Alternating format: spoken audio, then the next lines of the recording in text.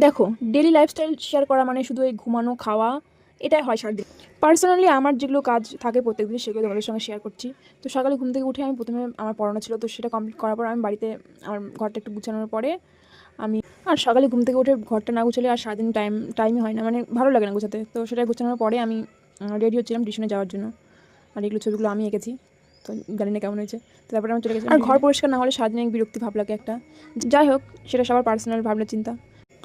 So hello everyone, কেমন আছো সবাই? সবাই ভালো আছো? তো প্রত্যেক শুক্রবারের মতো আমার আজকেও ছিল টিউশন। তো টিউশন থেকে বেরিয়ে আমরা আমার বান্ধবী একটা দোকানে গেছিলো। তো তারপরে কলেজে ঢুকবো না বলেও তারপরে আমরা কলেজে ঢুকলাম একটু।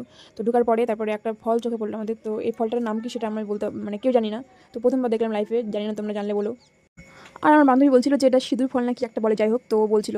তো আমি একটু চুচু করে গিয়ে আমি কলেজে ওখান থেকে একটু চুরি করে নিয়ে আসলাম ফল। তো তুলে তারপরে দেখাচ্ছি বান্ধবীকে। তো বান্ধবী দেখো কী বলে দেখে।